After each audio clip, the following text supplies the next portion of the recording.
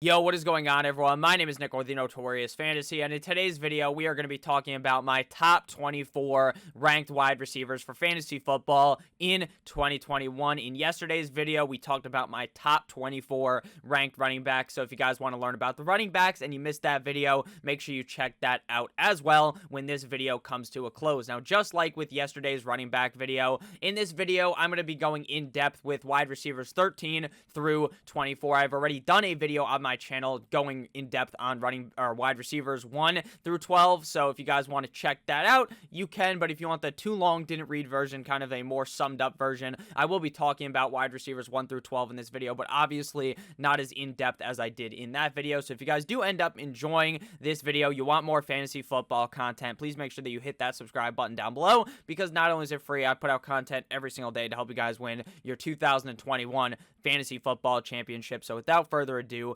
let's get into it. At the number 1 overall spot, as you can see to my left, is Davante Adams, wide receiver of the Green Bay Packers. Now, while most of the years a wide receiver does not repeat as the number 1 guy back-to-back years, and if you want to use that knowledge and that kind of thought process, then just draft the guy I've ranked second ahead of him. But Davante Adams is going to be a very safe wide receiver as long as Mr. Discount Double Check State Farm Aaron Rodgers ends up suiting up for the Green Bay Packers. Now, if Aaron Rodgers is not there, if Aaron Rodgers is playing football on some other team, or if he just decides to be the host of Jeopardy, then Davante Adams' rankings shoot down a bit. Does it mean he would be fucking terrible with Jordan Love? Probably not, right? Because he's still a very skilled wide receiver. You just have to put the ball somewhere near Davante Adams, and he is going to make big catches.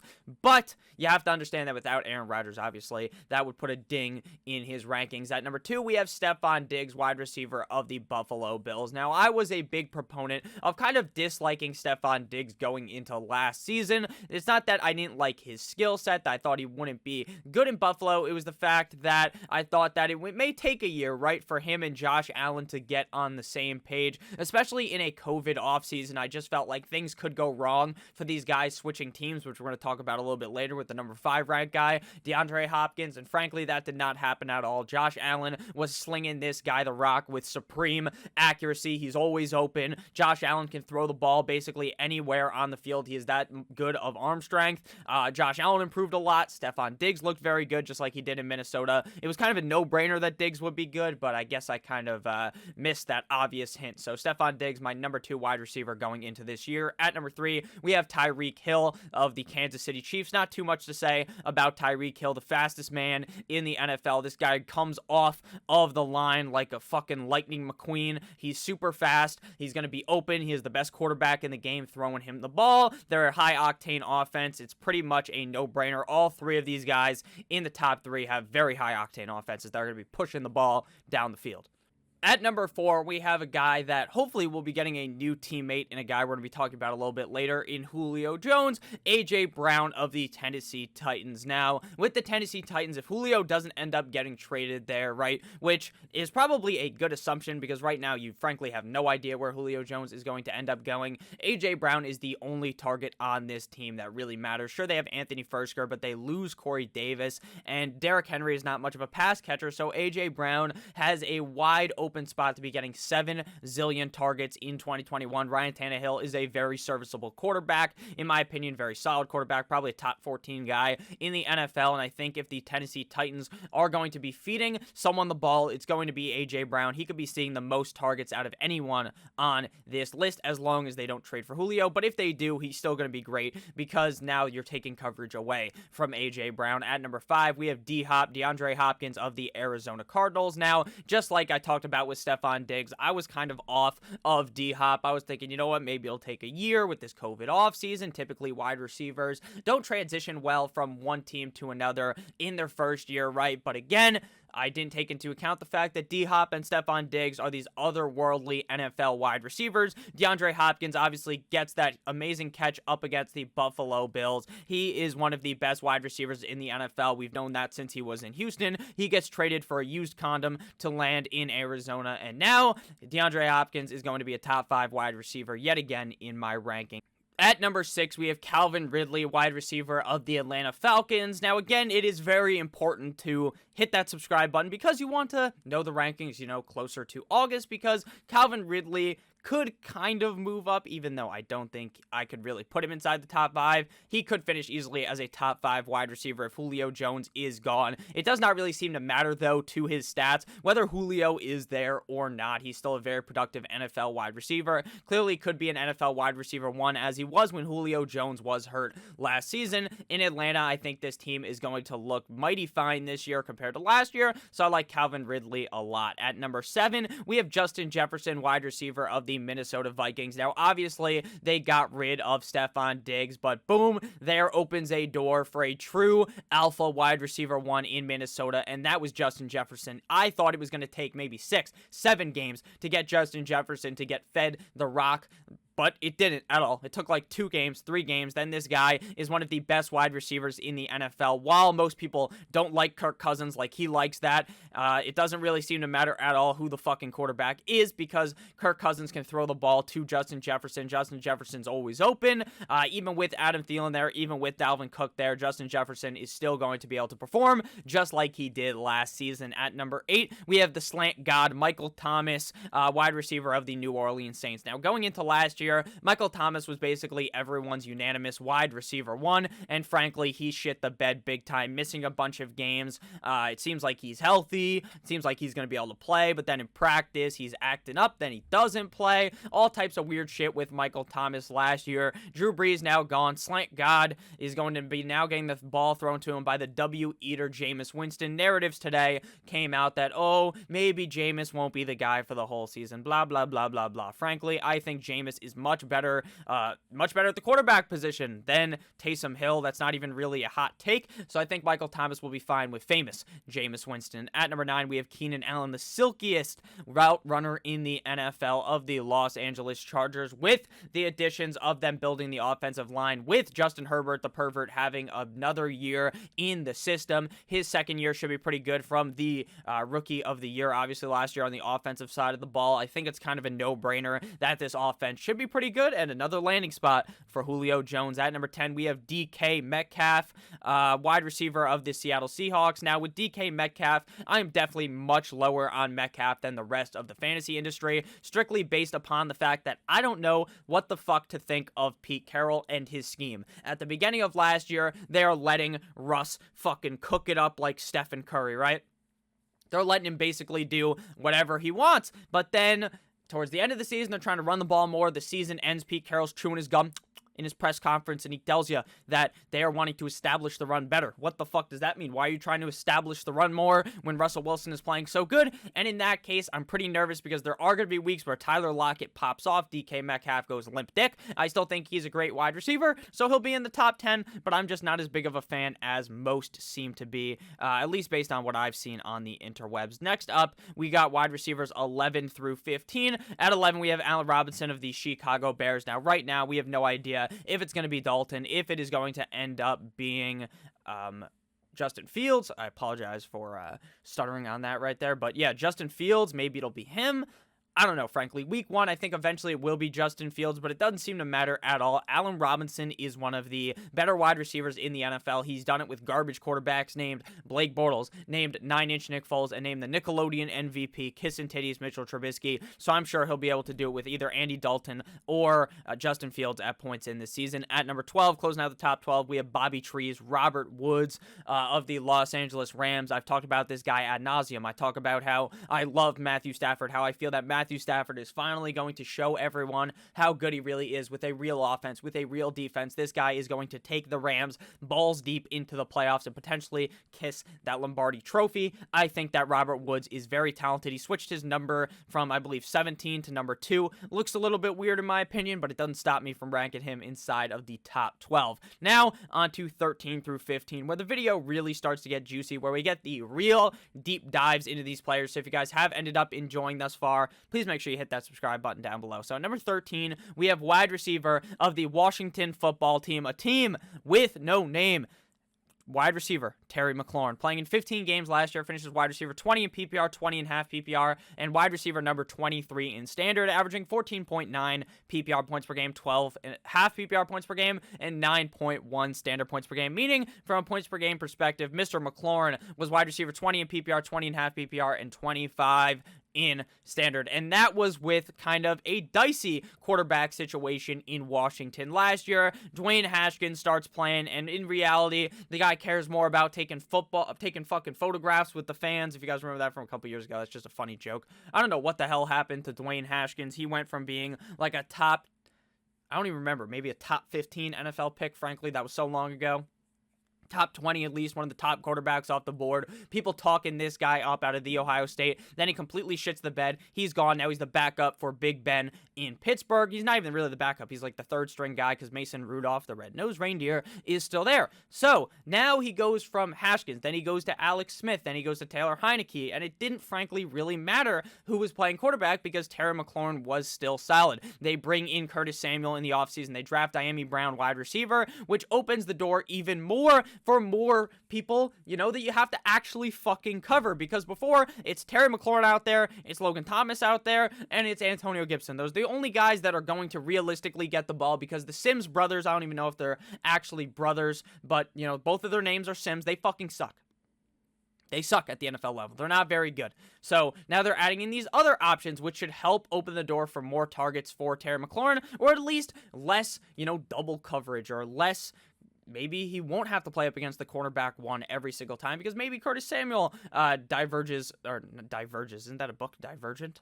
Or kind of, moves away and maybe they cover someone else. I don't know. I just think that Terry McLaurin with a new quarterback in Ryan Fitzpatrick should be pretty good. That's really just my thoughts about the situation. He was very good without a great quarterback. So with I guess Fitzpatrick isn't a great quarterback, right? He has his great games where this guy literally looks like the best quarterback to ever grace the NFL gridiron. And then there's other games where he's Ryan Fitz tragic, where he fucking sucks. But at the end of the day, I think that is a much bigger kind of narrative that needs to be talked about because of how much better Fitzpatrick is to those other guys playing quarterback last year. Last year, with the Washington football team in 15 games, Terry McLaurin put up 134 targets for a grand total of 87 receptions, 1,100 receiving yards, 1,148 or 1,118, 11th highest at the wide receiver position for a grand total of 4 total touchdowns. This guy had a 25.5% target share of that offense, number 10 in the NFL at the wide receiver position. So this guy is clearly the alpha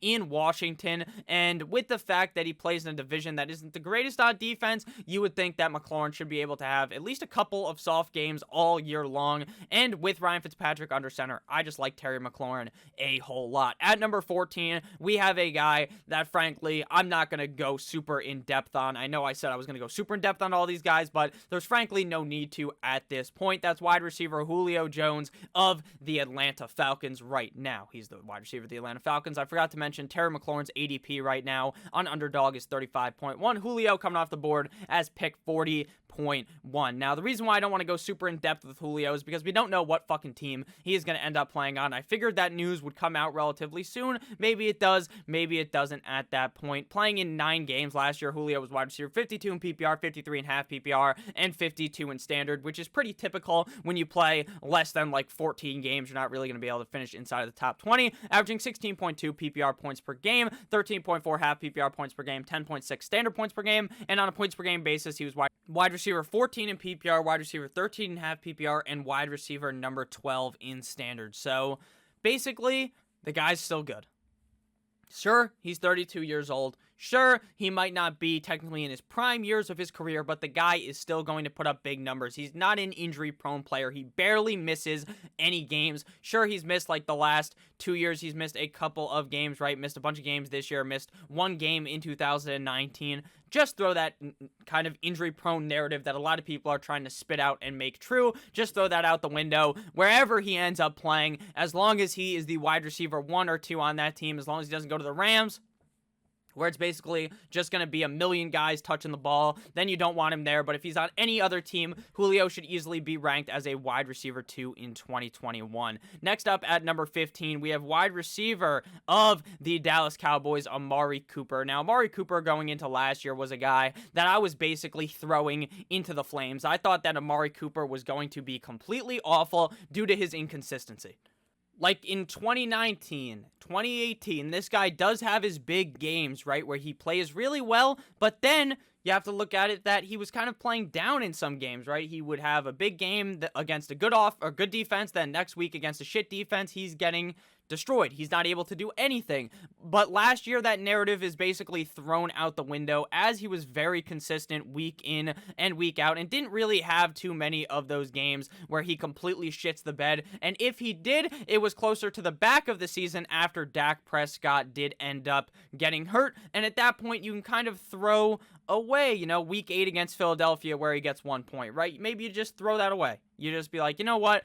Dak wasn't there. It is what it is. That's kind of my thought process on that. He was very consistent week in, week out, which is something we have not really seen out of Amari Cooper in the past when he was in Oakland or when he was in Dallas. Last year in 15 games, Mr. Amari Cooper finishes wide receiver 15 in PPR, 16.5 PPR, wide receiver 19 in standard, averaging 14.8 PPR points per game, 11.9 half PPR points per game, and 9 standard points per game. Meaning from points per game perspective, he was wide receiver 21 in PPR, 21.5 PPR, tied with DJ Moore, Marvin Jones, and Deontay Johnson, and Jamison Crowder, wide receiver 27 in standard, tied with Curtis Samuel, Corey Davis, as well as Antonio Brown. So he was relatively consistent week in and week out, and this was without Dak Prescott, arguably one of the better quarterbacks in the NFL. He had 130 targets last year, number 12 at the wide receiver position, 92 receptions, 1,114 receiving yards, 12th highest at wide receiver, and 5 total touchdowns. Now, I understand that there's definitely some worries when you're drafting a guy on the Dallas Cowboys to be one of your top wide receivers because they have so many wide receivers.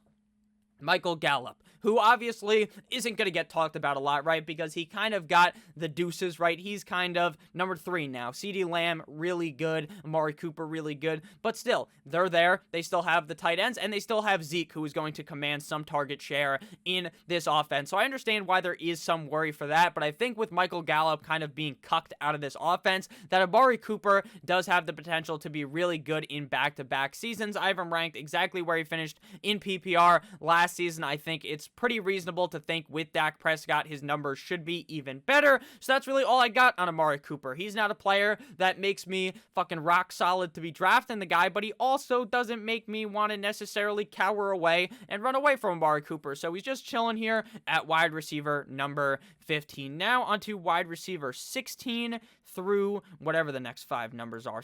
Wide receivers 16 through number 20. At number 16, we have wide receiver Chris Godwin of the Tampa Bay Buccaneers. Now, I kind of made a video a couple days ago about do not draft wide receivers, and I talked about how I don't like Chris Godwin or the guy at number 17 in Mike Evans, and I'm going to talk about both these guys, why I have them ranked where I do, and then I'm going to tell you why I don't necessarily love drafting them, but I feel like they're still going to end up finishing on the year as top 20 wide receivers due to the fact that they're on such a good offense. Chris Godwin, wide receiver of the Tampa Bay Buccaneers, current underdog ADP 44.1. In 12 games last year, obviously Godwin dealt with some injury, was wide receiver 31 in PPR, 32.5 PPR, wide receiver 30 in standard. Again, if you don't play like 14, 15 games, it's very hard to finish at the top 20 of any position, averaging 15.9 PPR points per game, 13.2 half PPR points per game, and 10.5 standard points per game, meaning from points per game basis, he was wide receiver 15 in PPR, wide receiver number 15.5 PPR, tied with Allen Robinson, and wide receiver number 13 in standard. So Chris Godwin was pretty solid last year when he was playing, but my worries come with the fact that there's so many guys in this offense. I know, Nick, you just kind of threw away that narrative with Dallas, but that's because Dallas kind of cucked out Michael Gallup, right? Michael Gallup's kind of cut out of the narrative, whereas in Tampa Bay, Mr. Tom Brady throws the ball to everyone.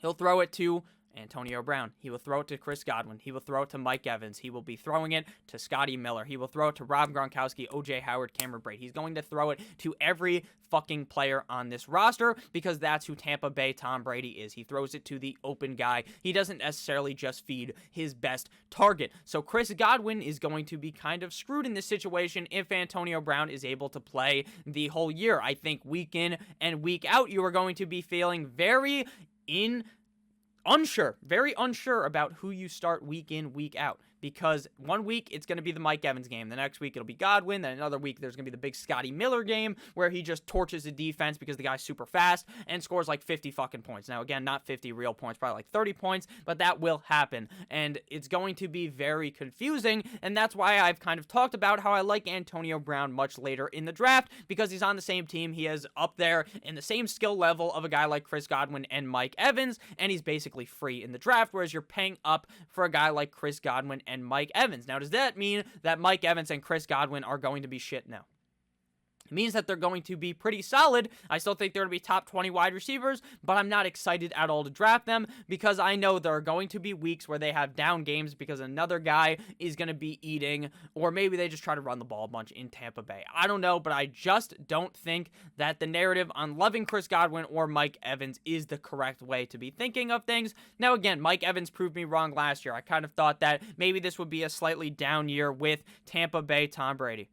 But you just kind of have to understand the way that I'm coming at thinking this. You may think the complete opposite way. You may think that Antonio Brown is a fucking idiot. He's going to end up doing something messed up again, and then bada bing, bada boom, he's out of there, and Godwin and Evans are super safe again. But from my thought process, the fact that there's three great wide receivers on the same team kind of hurts them all in a way for fantasy football. I still think Chris Godwin should finish as a top 20 wide receiver, but frankly, I'm just not too happy to be drafting him, if I'm being completely honest with you. Last year, he had 84 targets, 65 reception, 840 receiving yards, and 7 total touchdowns. Now, again, he only played in 12 games, so he's not going to have 1,000 receiving yards. He's not going to have these super out-of-this-world numbers, but if something was to happen to someone on this team, say Evans got hurt, or Godwin, or not Godwin got hurt, obviously, because we're talking about Godwin, or if Antonio Brown got hurt, knock on wood, but obviously we don't hope anyone gets hurt. But if someone was to get hurt, then I think that people would be much higher on these Tampa Bay wide receivers, as I would be as well. Next up, we got Mike Evans, wide receiver of the Tampa Bay Buccaneers. In 16 games, he was wide receiver 11 in PPR, 10.5 PPR, 8 in standard. From points per game perspective, he was wide receiver 16 in PPR, tied with Brandon Cooks, wide receiver number 13 in half PPR, tied with Julio Jones, and wide receiver number 10 in standard, averaging 15.5 PPR points per game, 13.4 half PPR points per game, and 11.2 standard points per game. This guy is going to score probably 10 plus touchdowns without a doubt in this season. That is why I have him ranked as a top 17 wide receiver. He had 13 total touchdowns last year at an 18.6% rate, which I expect to go down, but he'll still probably score like 8 to 10 touchdowns. Number 4 at the wide receiver position. He had 109 targets, 70 receptions. He had over 1,000 receiving yards. This website that I'm looking at shows 989, but someone proved me wrong. He actually had over 1,000, so congrats, Mike Evans. You're a fucking monster. Mike Evans is pretty much safe every single year. But again, it's the same thing that I just talked about with Chris Godwin. I just don't know how I can trust an offense with this many solid weapons on it. I still think Mike Evans is a solid wide receiver, but frankly, I don't want to talk too much about this situation because I'm not ultra excited to draft these guys, but I do assume that they'll finish as top 20 wide receivers. At number 18, we have wide receiver of the Pittsburgh Steelers, Deontay Johnson, underdog ADP 57.3. Now, we have another case of 3 good wide receivers in an offense, but frankly, I don't think Juju's very good anymore. I don't think so.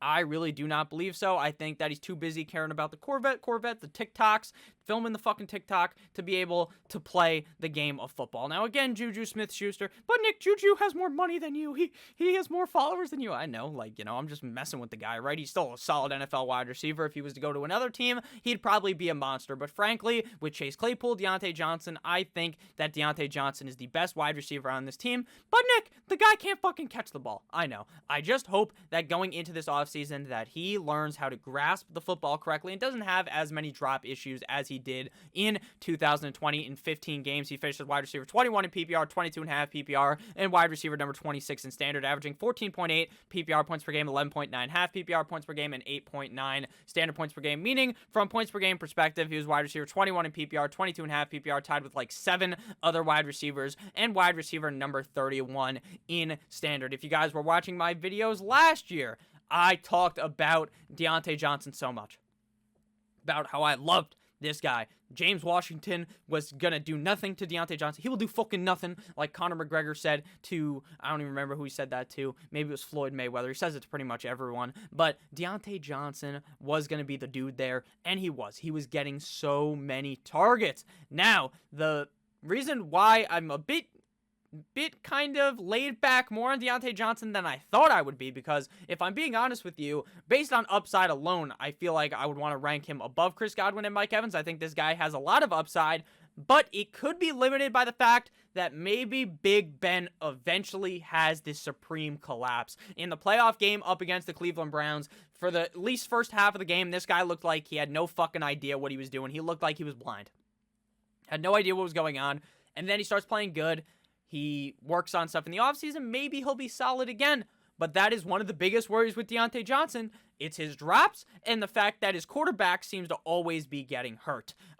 Last year, he had 144 targets, 6th highest at the wide receiver position, 88 receptions, 13th highest at wide receiver, 924 receiving yards, 25th highest, and 7 total touchdowns, 19th highest at the wide receiver position. So he obviously had a relatively productive year, even with what I would only describe as the highest drop rate in the NFL, 11 total drops on the season, number 1 at wide receiver, drop rate 7.6, 16th highest at wide receiver. So obviously, that's not what you're looking for in a wide receiver, a guy who's going to be dropping the ball constantly. But my hope, my thought is that he will work on that in the offseason and it will be much better. I just hope that Big Ben is able to stay healthy, be able to be the Big Ben that we've seen in the past, be so good in the NFL, because if he's not, if he sucks, then Diontae Johnson is going to take a kind of roller coaster ride into the depths of hell. Diontae Johnson is going to be a wide receiver that is so heavily debated in the in the fantasy football community, because a lot of people hate Diontae Johnson. They don't believe he's a good NFL wide receiver,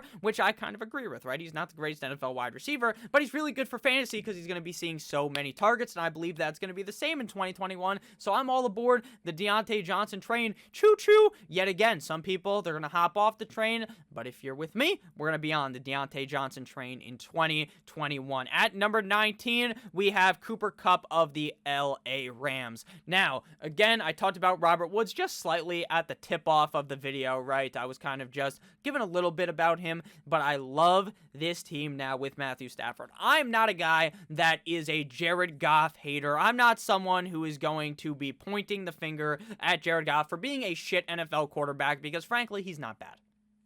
He's just average. He's like a fucking 5.5-inch cock. He's just about average, right? He's not this 7-inch behemoth. Wang, this fucking a Magnum Dong that fucking Matthew Stafford has, okay? That's what he's got, because Matthew Stafford is a great NFL quarterback. People will never give him the credit, I believe, until this season. I believe that now in LA, in a bigger market, on TV all the time, people are finally going to give Matthew Stafford his due diligence. The only time people have been watching Matthew Stafford in the past is when the Lions were getting skull-fucked on Thanksgiving year in and year out. This year, it's going to be different in LA. I think Stafford's going to play really well, and that obviously will elevate the wide receivers around him. Wide receiver Cooper Kupp of the LA Rams, currently coming off the board, underdog ADP 51.9. I don't remember if I mentioned Diontae Johnson's. His is 57.3. Cooper Kupp last year in 15 games finishes the wide receiver 26 in PPR, 27.5 PPR, and 34 in standard. From points per game perspective, Cooper Kupp was wide receiver 30 in PPR, 35.5 PPR, tied with Odell and Sterling Shepard, and wide receiver number 39 in standard, averaging 13.9 PPR points per game, 10.8 half PPR points per game, and 7.8 standard points per game, tied with wide receiver Hollywood Brown. Cooper Kupp had 125 targets in 2020, ranking 16th at the wide receiver position, 92 targets, 9th highest at wide receiver, 969 receiving yards, very nice, 20th highest at wide receiver, and 3 total touchdowns, 65th highest at wide receiver. Those 3 touchdowns obviously should go up because that's not really who Cooper Kupp is, a guy who's going to score like 3 total touchdowns on the year. In 2019, he had 10 total touchdowns, 2nd highest at wide receiver, so it was definitely a down year for Cooper Kupp in 2020. Jared Goff missed a couple of games with injuries. He missed that playoff game. He got knocked out.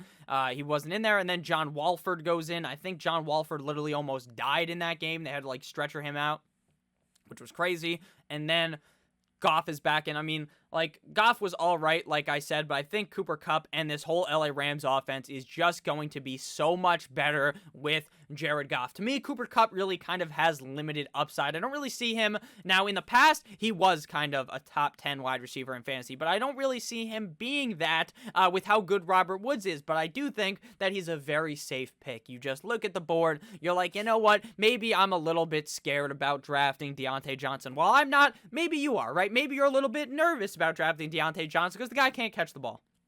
I know who can catch the ball? Cooper fucking Kupp.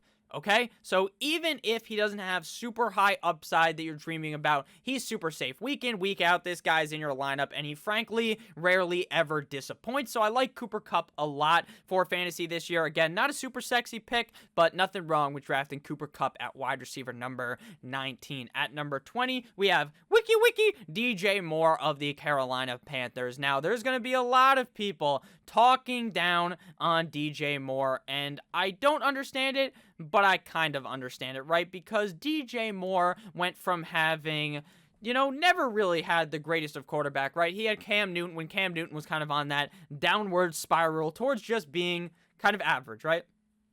Cam went from MVP, dabbing on the people, to going to the Super Bowl, to losing the Super Bowl, to being just all right. And now he's kind of, you don't even know, like, is he even a starter in the NFL? To then he has, like, those other wide receiver, or the other quarterbacks that were playing there, right after Cam got hurt, whose names are escaping me. One of them played for the Washington football team last year. And then they go to Teddy Bridgewater. And now it's mono man Sam Darnold. So the question is, can he be good with Sam Darnold, mono man Sam, or is this a kind of decrease from having Sam Darnold to going, or from having Teddy Bridgewater to going to Sam Darnold? To be honest with you, I think this is a very lateral move. I think this is just, basically it means nothing to me. It's like Teddy Bridgewater and Sam Darnold are probably similar, right? Teddy Bridgewater, very safe quarterback. He's not going to turn the ball over, but he's not going to do anything sexy. He's not going to go out there and throw 4 fucking touchdowns. Sam Darnold, frankly, has been locked in a cage by Adam Gase, so I really have no idea what to think about Sam Darnold. Can he be good? I think so. Is he good right now? I'm not sure. That's just kind of how you have to think about this situation, because Sam Darnold has a lot of unknowns. But even if it is kind of a somewhat linear move, right? A similar move, maybe not linear. I'm not a math guy. Not a math guy at all. So maybe linear, I think that means it's like going up at a solid place. So maybe it's just like a lateral move is what I mean. Like a nice fucking lateral in football. You're not really going anywhere. A nice lateral move from Teddy Bridgewater to Sam Darnold. So DJ Moore in 15 games finishes wide receiver 25 in PPR, 21 in half PPR, and number 17 in standard, averaging 14.1 PPR points per game, 11.9 half PPR points per game, 9.7 standard points per game. On a points per game basis, he was wide receiver 27 in PPR, tied with his teammate Curtis Samuel, wide receiver 21 in half PPR, tied with Amari Cooper, Diontae Johnson, Marvin Jones, Jamison Crowder, and wide receiver 19 in standard. So what's different about this offense? Obviously, in 2021, it's Sam Darnold and Curtis Samuel is gone. They did end up drafting another wide receiver to this team, but it wasn't a super high pick to where it would scare me. That's Terrace Marshall out of LSU. So DJ Moore should just be solid again. I don't necessarily love him because I think Robbie Anderson and Sam Darnold obviously already have that connection, but I could be wrong again, just like I was wrong with D-Hop, with Stefon Diggs, about how these connections just fucking form instantly. It doesn't even matter if they've played together before. That's probably is what's going to actually happen. I think DJ Moore is going to be relatively solid, but if the Carolina Panthers suck complete and utter donkey cock again, then DJ Moore, frankly, doesn't have as much upside. With Christian McCaffrey back, I kind of worry as well, because he commands such a strong portion of this offense. I think DJ Moore is a very solid wide receiver. I think that he could easily be a top 12 wide receiver. He had 118 targets last year, 66 receptions, 4 total touchdowns, 1,193 receiving yards. So maybe if he gets more receptions on those targets, maybe if the ball is thrown to him more accurately, then he could be really good. That's the thought process. Again, not super hyped up on DJ Moore, but not down on him. Just kind of a guy I feel like, you know what? He'll probably be a solid wide receiver too for your fantasy team. Now on to wide receivers 21 through 24. And the next guy to be talking about here at 21 is CeeDee Lamb, wide receiver of the Dallas Cowboys. I touched on him a little bit earlier. Currently coming off the board at underdog ADP 36.7. And the fact that he is wide receiver 21 in my rankings pretty much means that I'm not really looking to draft him, but I do think he could be very good in fantasy. Last year in 16 games was wide receiver 24 in PPR, 24.5 PPR, and 20 in standard, averaging 13.2 PPR points per game, 10.9 half PPR points per game, and 8.6 standard points per game. Meaning from points per game perspective, he was wide receiver 35 in PPR, 34.5 PPR, and 32 in standard. In his rookie year, this guy kind of destroyed all of my expectations for him. He was just so much better than I thought he would be. I thought it would take a little bit for him to scratch and crawl his way up from being the wide receiver 3 to pass up Michael Gallup and become the wide receiver 2 in targets on the team. He does all of these solid stats without Dak Prescott. He finishes as a top 24 wide receiver with 109 targets, 24th at wide receiver, 74 receptions, 23rd at wide receiver, 935 receiving yards, 22nd at wide receiver, and 6 total touchdowns. This is all without Dak Prescott. So he should easily be able to finish above wide receiver 24 in 2021 as long as Dak is able to stay healthy. I can project that CeeDee Lamb is going to be pretty solid. I like him at a further back range to where he's going because you're drafting him as if he's the wide receiver 1 on a team. That's where you're drafting at wide receiver 36. Now, obviously, if the Cowboys defense improves, which I assume it will, they won't have to be throwing the ball as much, which is going to hurt the Cowboys wide receiver options. I still think Dak, Lamb, and Cooper will all be good in fantasy football. Same thing with Zeke, but I'm just not as bought in, I guess, as the rest of the people as to why he's going underdog ADP 36.7, which is obviously meaning that he's not wide receiver 21 for them. He's probably much higher up in others' rankings. At number 22, we have a wide receiver whose stats I'm not even frankly going to bring up because he only played in one game last year, so there's no need to tell you that he was like wide receiver 107,000 last year, because when you only play one game, that's going to happen. Current underdog ADP 66.2 for the wide receiver out of SMU. Now in 2019, Courtland Sutton has what I would describe as a breakout season. He has 128 targets, 72 receptions. He has 6 total tugs and 1,112 receiving yards, which is obviously very solid for a younger wide receiver in the NFL. This is mostly done with horsecock Drew Lock under center. Last year, obviously, Courtland Sutton gets hurt, so you don't necessarily get to see what would have happened. He probably still would have been solid, even with Drew Lock's ups and downs. Now, you have to kind of try to break down the situation, trying to wonder who's going to be the quarterback in Denver. Is it going to be Teddy B, who's just kind of safe, right? I talked about that earlier. He's not going to do anything special, but he's also not going to turn the ball over like Drew Lock would.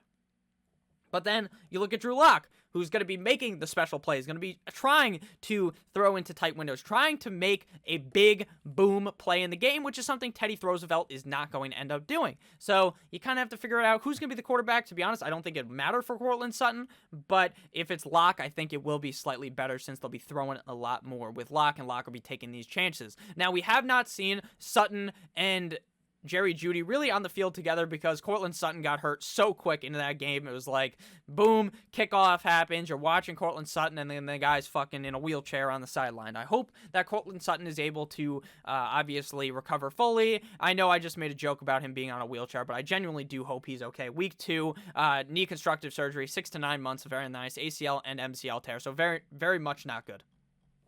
Doesn't even make sense. Very much not good. Very Very, very bad, obviously, but he should be good to go. We're talking about modern medicine. This isn't when Bo Jackson fucking gets hurt and his career's over. That's not how it works anymore in the NFL. The modern medicine is so strong where Courtland Sutton will be fine. We have not seen this offense yet with Jerry Jeudy, really, with Courtland Sutton, with Noah Fant. I think this offense is going to be pretty solid, and I think that Courtland Sutton is going to be very forgotten, coming off the board at 66.2. No one's really talking about Sutton because they did not see him play last season. That is kind of the narrative. When these guys get hurt and they're not necessarily people that are really high in people's radar, right? Because a guy like Julio Jones, if he got hurt last year and missed the whole season, then people would be like, I still like Julio Jones in 2021. Why? Because he's Julio fucking Jones. If something was to happen to a guy like even higher, another guy like Davante Adams, he gets hurt, people are still going to like Davante Adams in 2021. Because he's so fucking good and he's a household name. Courtland Sutton is not yet a household name. That's kind of why he's being put under the radar. I love Sutton, where you can get him right now. Be very happy to have him on a bunch of my rosters in 2021. Next up, we got wide receiver Adam Big T Thielen, high testosterone Adam Thielen, currently coming off the board, underdog ADP 49.7. Another guy who is just a guy that you put in your lineup and you're like, you know what, that's Adam Thielen, I'm fine with it, right? You're not like, Adam Thielen's going to drop a 50 bomb in this game, because with Justin Jefferson, he's not really the wide receiver one on this team. Adam Thielen's like the slot guy, you know, and we don't slot shame here, no slot shaming, but I'm just saying he's not really the alpha guy on this team, but he's still going to be getting targets, and if the Minnesota Vikings are all right with Mr. Kirk Cousins, like I think they will be, you'll be pretty happy drafting him back here.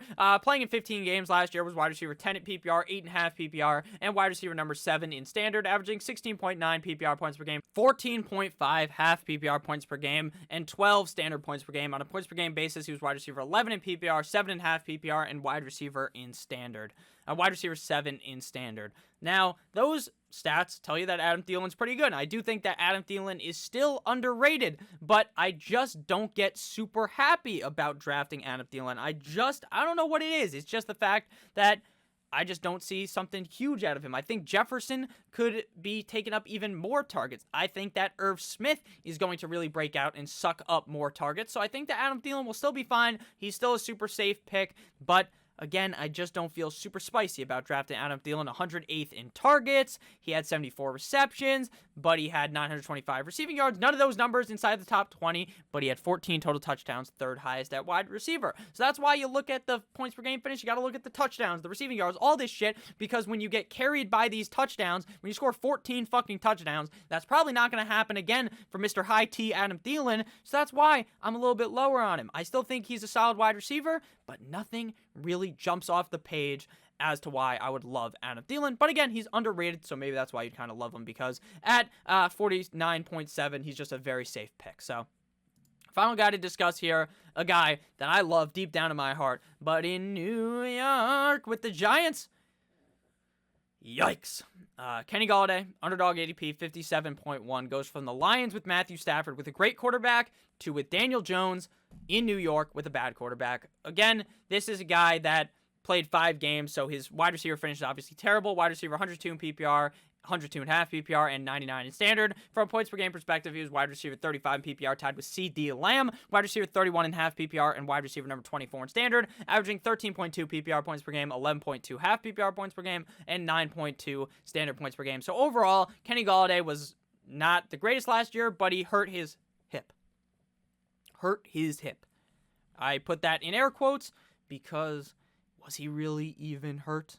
Like, he has a hip injury, week 8, misses 9 games, and then there's a picture of him bending over this girl on fucking Instagram. His hip was definitely fine. He was hitting her with the 1-2 fucking bendaroo.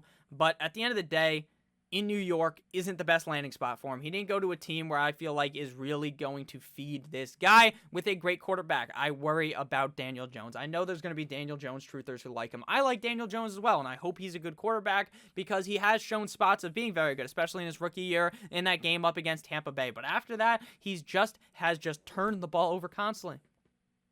So you don't want a wide receiver on a team that's going to be turning the ball over constantly with a pretty all-right defense in New York. I just don't see anything special here. I think Kenny Golladay is a very good wide receiver, but in New York, frankly, I just can't drink the Kool-Aid on it. I'm going to stay away. He could be very good, obviously, because he's a very good NFL wide receiver, but I think that his upside is very heavily limited by quarterback Danny Dimes. So thank you guys all so much for watching. If you guys did end up enjoying, make sure to hit that subscribe button down below. I love each and every single one of you motherfuckers. And I'll see you beautiful bastards tomorrow with another banger of a video. As always, stay safe. Goodbye.